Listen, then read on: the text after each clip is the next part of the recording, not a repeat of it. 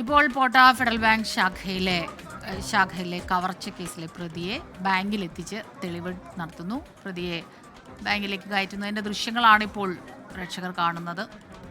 കൂടുതൽ വിവരങ്ങൾ പ്രതിയിൽ നിന്ന് തേടേണ്ടതുണ്ട്. എങ്ങനെയാണ് ഈ കവർച്ച ആസൂത്രണം ചെയ്തത്, കൃത്യമായി ആസൂത്രണം ചെയ്ത് നടപ്പാക്കിയ കവർച്ച അതുതന്നെയാണ് പോലീസിനോട് പ്രതിയും പറഞ്ഞത്. സൂരജ് സജി വിവരങ്ങളുമായി ചേരുന്നുണ്ട്. സൂരജ്, ഇതിപ്പോൾ സത്യം പറഞ്ഞാൽ നാട് ഞെട്ടി ഈ പകൽക്കൊള്ളയെക്കുറിച്ച് കേട്ടപ്പോൾ.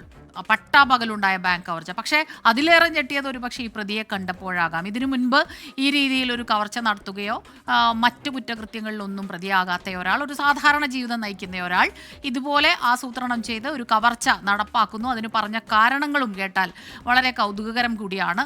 ഇന്നിപ്പോൾ പ്രതിയെ കൊണ്ട് തെളിവെടുപ്പ് നടത്തുമ്പോൾ കൃത്യമായ കാര്യങ്ങൾ, വിവരങ്ങൾ കൂടുതൽ തേടേണ്ടതുണ്ട്. കഴിഞ്ഞ ദിവസം പറയുകയും ചെയ്തു പോലീസ് അധികൃതർ തന്നെ, ഇയാൾ പറയുന്ന ചില കാര്യങ്ങളിലൊക്കെ അതൊരു വിശ്വാസ്യത കുറവാണ്, പല കാര്യങ്ങളും തിരിച്ചും മറിച്ചും പറയുന്നു, അതുപോലെ ഭാഷ മാറ്റി പറഞ്ഞിരുന്നു, മലയാളി അല്ല എന്ന് മനസ്സിലാക്കാൻ. അപ്പോൾ ആ രീതിയിലുള്ള ഒരു വഴിതിരിച്ചുവിടലുകൾ ഉണ്ടായിട്ടുണ്ട്. സൂരജ് സജിയാണ് ചേരുന്നത് വിവരങ്ങളുമായി.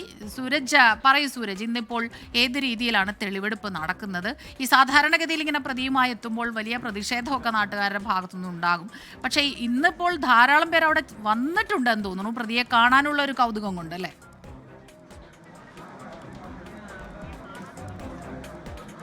സ്മിത, എന്തായാലും വലിയ പോലീസിന്റെ സുരക്ഷയും പോലീസിന്റെ കാവലിലുമാണ് ഇപ്പോൾ ഈ തെളിവെടുപ്പ് നടന്നുകൊണ്ടിരിക്കുന്നത്. ബാങ്കിനകത്തെ തെളിവെടുപ്പ് പൂർത്തിയായിരിക്കുന്നു. പ്രതിയെ ഈ പുറത്തേക്ക് ഇറക്കുന്നതാണ് ദൃശ്യങ്ങളിൽ കാണുന്നത്. 3 മിനിറ്റ് മാത്രം നീണ്ടുനിന്ന മോഷണം, പക്ഷേ അത് കേരളത്തെ ഞെട്ടിക്കുന്ന ഒരു മോഷണമായിരുന്നു. ആ മോഷണത്തിലെ പ്രതിയാണ് ഇപ്പോൾ ഇവിടെ എത്തിച്ച് തെളിവെടുക്കുന്നത്. പ്രതി ഇപ്പോൾ പുറത്തേക്ക് ഇറങ്ങി വരികയാണ്. പ്രതി പുറത്തേക്ക് വരുന്ന നമുക്ക് ദൃശ്യങ്ങളിൽ കാണുകയും ചെയ്യാം.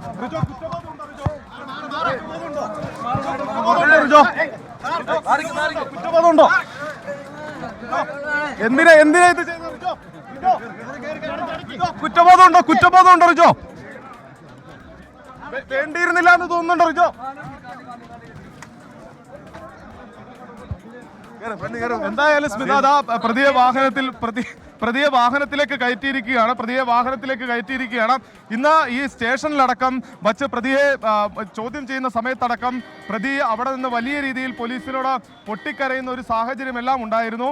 ഇവിടെ എത്തുന്ന സമയത്ത്, അതായത് ബാങ്കിന് മുന്നിലേക്ക് പ്രതി എത്തിക്കുന്ന സമയത്ത് തെളിവെടുപ്പ് കഴിഞ്ഞ് ബാങ്കിൽ നിന്ന് പ്രതിയുമായി പോലീസ് മടങ്ങുന്ന ദൃശ്യമാണ്. ധാരാളം പേർ ബാങ്കിന്റെ ആ ശാഖയുടെ മുന്നിൽ തടിച്ചുകൂടിയിട്ടുണ്ട്. എല്ലാവർക്കും പ്രതിയെ കാണുക, അതുപോലെ ചിലപ്പോൾ ഒരു പക്ഷേ പരിചിതരായ നാട്ടുകാർ തന്നെ ഉണ്ടാകാം. അപ്പോൾ തെളിവെടുപ്പ് കഴിഞ്ഞ് പോലീസ് പ്രതിയുമായി മടങ്ങിയിരിക്കുന്നു. കുറ്റബോധമുണ്ടോ എന്നുള്ള മാധ്യമപ്രവർത്തകരുടെ ചോദ്യത്തിനൊന്നും പ്രതികരിച്ചില്ല പ്രതി.